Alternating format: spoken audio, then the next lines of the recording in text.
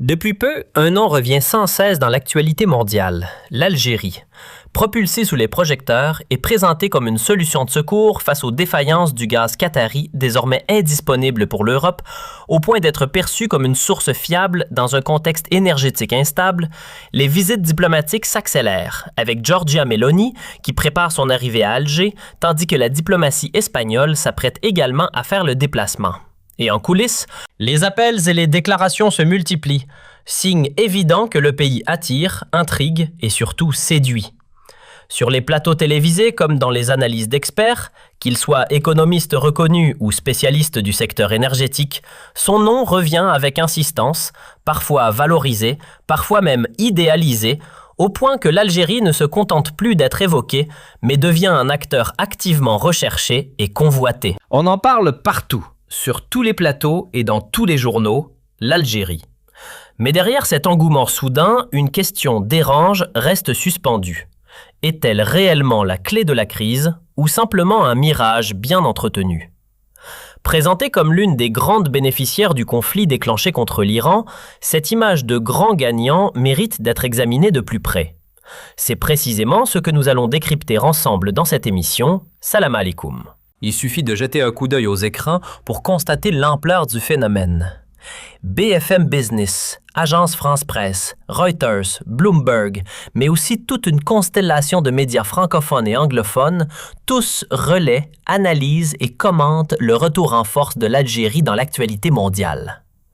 Journalistes, analystes, experts, tous semblent avoir redécouvert ce pays, désormais omniprésent dans les discussions. Et ce regain d'attention ne doit rien au hasard. Il coïncide avec l'escalade d'un conflit majeur impliquant les États-Unis et Israël face à l'Iran.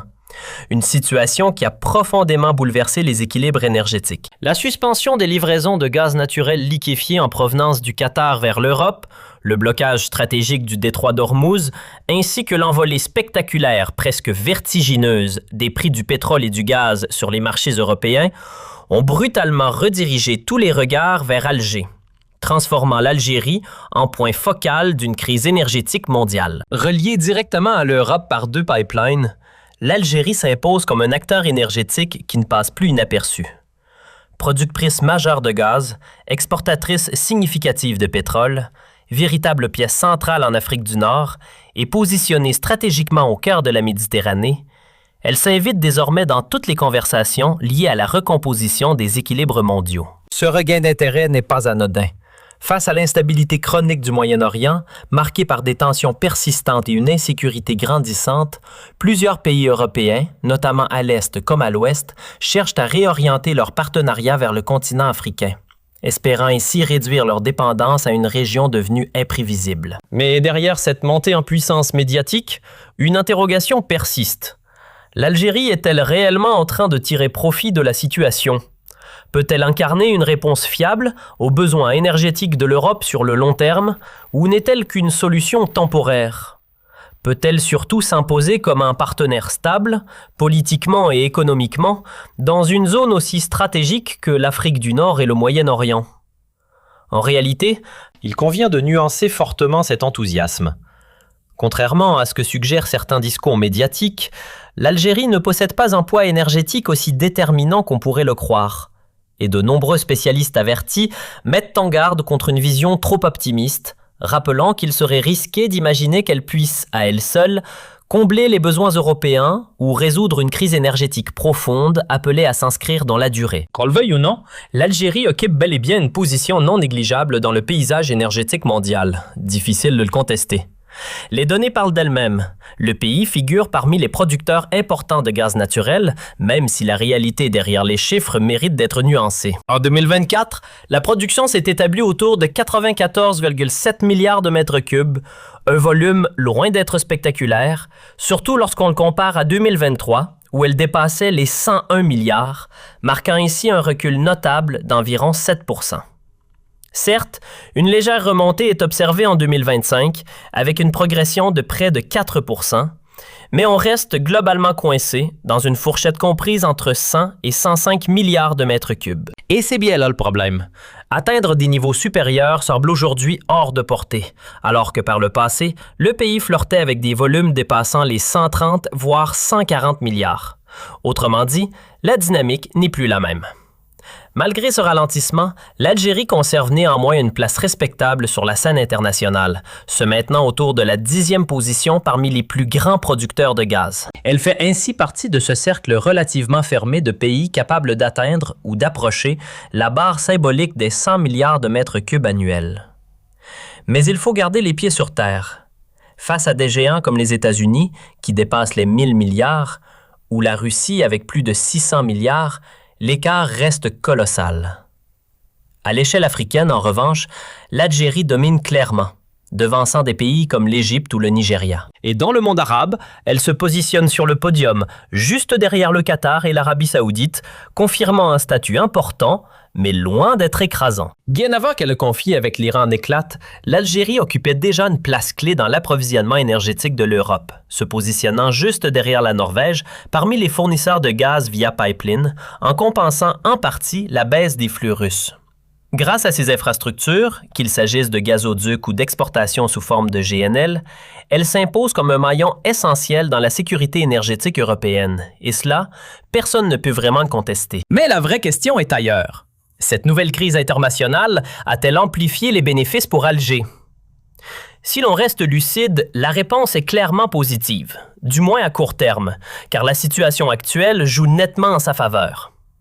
Attention toutefois à ne pas s'emballer. On est loin d'un gain spectaculaire ou d'un coup de jackpot, mais plutôt face à une opportunité intéressante, une fenêtre favorable que le pays aurait tort de négliger. Et cette dynamique s'explique facilement. Depuis le 28 février 2026, date marquée par des frappes aériennes coordonnées des États-Unis et d'Israël contre l'Iran, le choc a été immédiat à l'échelle mondiale, déclenchant une onde de turbulences économiques. Dans ce contexte, l'Europe s'est retrouvée brusquement privée d'une partie significative de ses approvisionnements en gaz, notamment en provenance du Qatar, ainsi que de certains volumes de pétrole issus des pays du Golfe, incapables de produire ou d'exporter normalement en raison d'installations endommagées ou de la fermeture stratégique du détroit d'Ormuz, où les routes maritimes sont devenues dangereuses. C'est précisément ce déséquilibre qui ouvre à l'Algérie un espace pour tirer son épingle du jeu. Les faits sont là. Alger ne s'est pas contenté d'observer la crise. Elle en a tiré un avantage concret. Dès le début du mois de mars 2026, ces expéditions de GNL ont connu une accélération remarquable, avec des hausses oscillant entre 22% et près de 30%, passant d'environ 265 000 tonnes à la fin février à plus de 460 000 tonnes à la mi-mars, en direction de marchés clés comme l'Espagne, la France, le Royaume-Uni ou encore les Pays-Bas. Même l'Italie voit ses importations grimper de manière significative. Et si l'on zoome à l'échelle hebdomadaire, certaines progressions deviennent encore plus spectaculaires, flirtant parfois avec les 50%, voire dépassant les 70%. Autrement dit, dans ce contexte tendu, l'Algérie transforme clairement la situation en levier d'exportation. Pas étonnant donc que plusieurs médias, en France comme à l'international, évoquent ouvertement des gains importants, allant jusqu'à qualifier le moment de véritable coup gagnant. Certains parlent même de jackpot partagé avec la Libye. Dans cette dynamique, Alger a su rediriger une partie de ses flux vers des pays du monde arabe durement touchés, comme l'Égypte ou la Jordanie, tout en affichant des ambitions plus larges. Des investissements estimés entre 50 et 60 milliards de dollars sont envisagés pour renforcer l'exploration et moderniser les capacités de production. Et surtout, il y a un atout stratégique souvent sous-estimé, ces gazoducs sous-marins, bien moins vulnérables aux frappes aériennes, même s'ils ne sont pas totalement à l'abri d'actes de sabotage en mer. À la différence du Qatar, qui dépend entièrement du transport maritime, l'Algérie dispose d'un réseau direct vers l'Europe, avec notamment deux axes majeurs toujours opérationnels, Medgaz Pipeline et Trans-Mediterranean Pipeline, capables d'acheminer entre 43 et 45 milliards de mètres cubes par an. Même si le gazoduc Maghreb-Europe reste à l'arrêt depuis 2021. Cette infrastructure existante suffit déjà à faire de l'Algérie un pilier incontournable dans la stratégie européenne de diversification énergétique. Contrairement à ce que certains discours laissent entendre, Rien de tout cela n'a vraiment valeur d'exploit. L'Algérie joue ce rôle depuis déjà plusieurs années, notamment depuis le début du conflit en Ukraine où, aux côtés de la Norvège, elle a contribué à desserrer l'étau du gaz russe sur l'Europe. Mais attention à ne pas tomber dans l'exagération, car la présenter comme un sauveur relève davantage du récit que de la réalité. Pourquoi? Parce que derrière cette image valorisée se cachent des contraintes bien concrètes. La première, et non des moindres, concerne la capacité de production. Aujourd'hui, elle fonctionne quasiment à son maximum. En 2024, le pays n'a même pas franchi la barre des 100 milliards de mètres cubes et rien ne garantit que les années à venir permettront de dépasser ce seuil, notamment parce que les investissements annoncés tardent à se matérialiser. Certes, le sous-sol regorge de gaz de schiste encore inexploité, mais en attendant, les réserves conventionnelles, elles, s'amenuisent progressivement. Et ce n'est pas tout.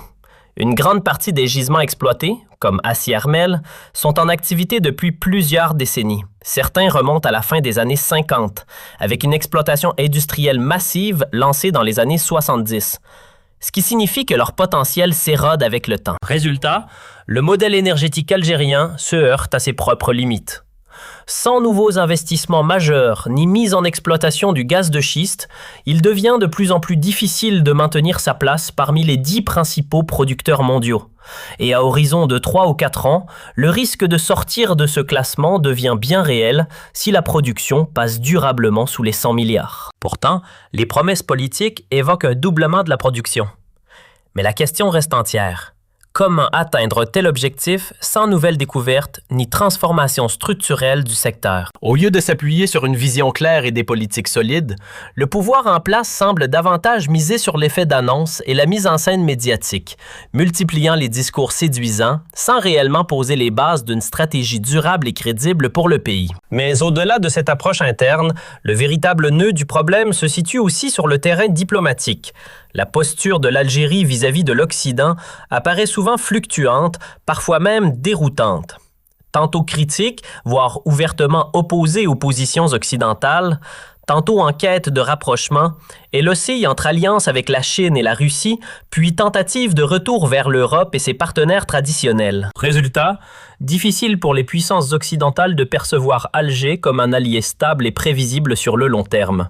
Et cette incertitude pèse lourd, car elle limite la confiance que l'Europe pourrait accorder à l'Algérie dans un contexte aussi stratégique. À cela s'ajoutent des choix politiques qui accentuent encore cette distance. Le refus de reconnaître Israël, l'absence de normalisation des relations, ou encore le soutien affiché à certains acteurs en opposition avec les intérêts occidentaux.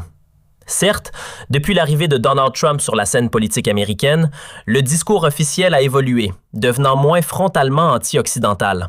Mais ce repositionnement reste perçu comme partiel et insuffisant. Dans ces conditions, il paraît peu probable que les pays européens prennent le risque de reproduire les erreurs du passé en devenant dépendants de partenaires jugés imprévisibles, comme ce fut le cas avec la Russie ou, dans une moindre mesure, avec le Qatar, souvent considéré comme bien plus aligné avec les intérêts occidentaux que l'Algérie. Si l'on regarde de plus près, les fragilités ne mentent pas, notamment sur le plan politique. Les tensions avec la France traînent depuis près de 2 ans sans véritable issue, tandis que l'épisode conflictuel avec l'Espagne autour du Sahara occidental a laissé des traces profondes pendant plus d'1 an. Dans ce contexte, les relations avec plusieurs autres pays européens, comme le Royaume-Uni, restent tièdes, parfois purement formelles, à l'exception notable de partenaires comme l'Italie et l'Allemagne, avec lesquels les échanges sont bien plus solides. Pour le reste, le tableau est loin d'être homogène. Entre froideur, instabilité et superficialité, difficile de parler d'un ancrage européen solide. Dès lors, présenter l'Algérie comme la réponse miracle aux besoins énergétiques de l'Europe relève clairement de l'exagération, pour ne pas dire d'une illusion. Oui, elle peut contribuer à atténuer la crise, notamment grâce à sa proximité géographique, à ses infrastructures et à une certaine fiabilité. Mais croire qu'elle pourrait compenser à elle seule les volumes provenant du Qatar ou des autres producteurs du Golfe est irréaliste. Sans oublier les failles internes de l'Europe elle-même, dépendance aux importations, réserves limitées et transition énergétique encore inachevée. En réalité, le rôle de l'Algérie s'est renforcé dans ce contexte de crise, mais cet avantage reste fragile et probablement temporaire, ce qui justifie pleinement l'idée d'une opportunité, aux ères d'illusion. Et du côté européen, la situation est loin d'être confortable. Avec des stocks de gaz historiquement bas depuis plusieurs années, les prix ont bondi de 30 à 35 % en quelques jours seulement, poussant les capitales européennes à se tourner en urgence vers Alger. Mais urgence ne signifie pas engagement durable. Si certains pays comme l'Italie ou l'Espagne accordent aujourd'hui une priorité immédiate à l'Algérie, rien ne garantit que cette dynamique perdure. L'Europe a retenu la leçon. Elle évitera à tout prix de dépendre d'un seul fournisseur et continuera à diversifier ses sources d'approvisionnement, quitte à reléguer l'Algérie à un rôle parmi d'autres. S'il y a bien un atout que l'Algérie peut mettre en avant sans hésitation, ce sont ses infrastructures.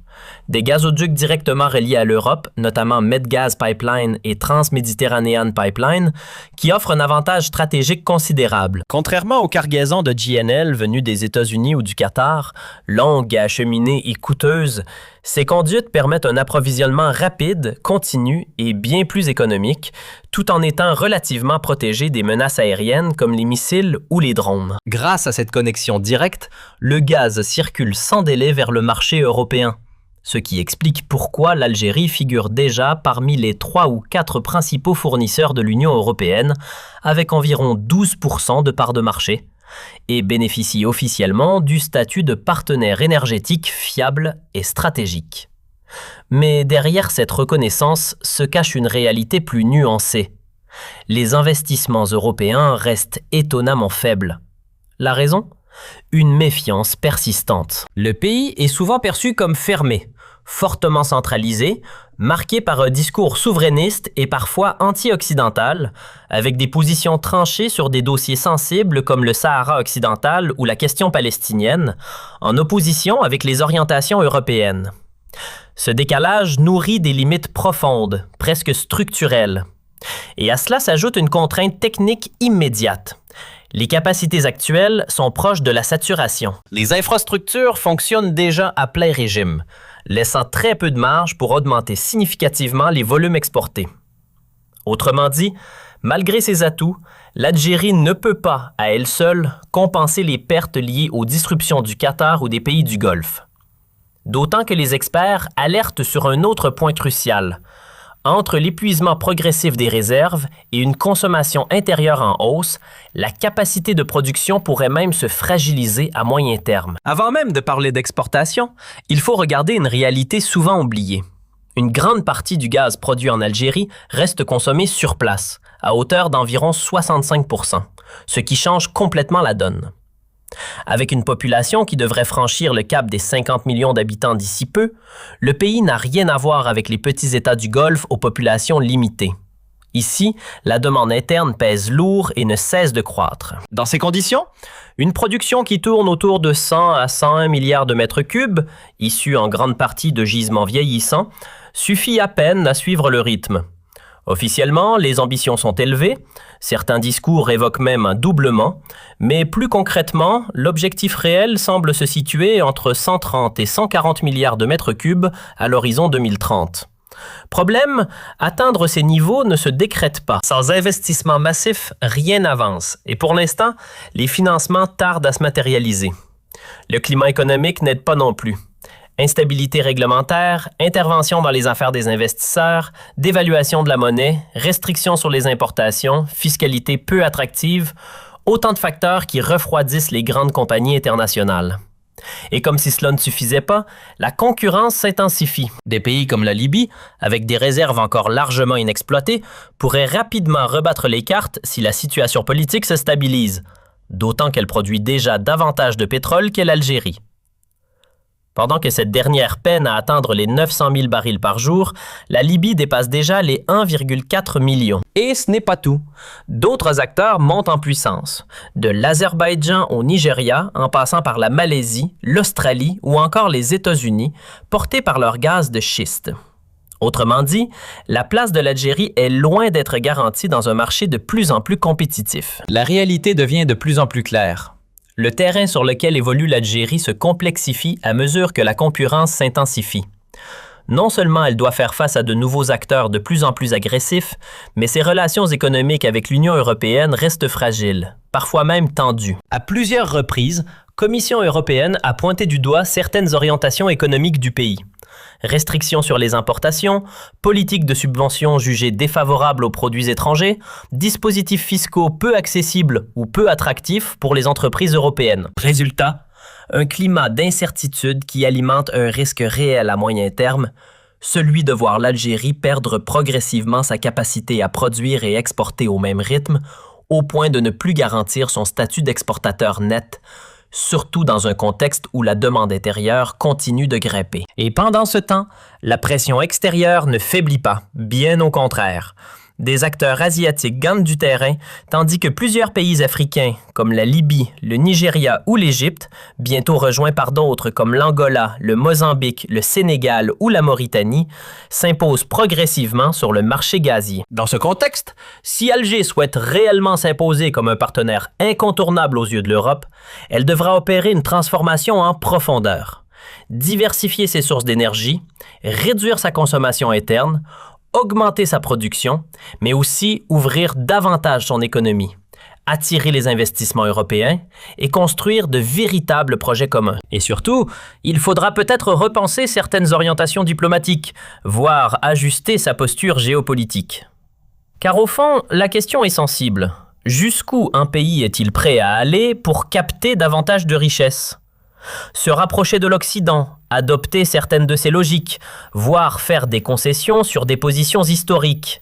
Le débat est ouvert. Ce qui est certain, en revanche, c'est que pour l'instant, l'intérêt des Européens pour l'Algérie relève davantage d'une gestion de crise immédiate que d'un engagement stratégique durable. Oui, il y a bien une opportunité pour Alger aujourd'hui. Personne ne peut le nier. Mais croire qu'elle s'inscrira dans la durée serait sans doute aller un peu vite en besogne. Car cette fenêtre favorable reste étroitement encadrée par des limites bien réelles.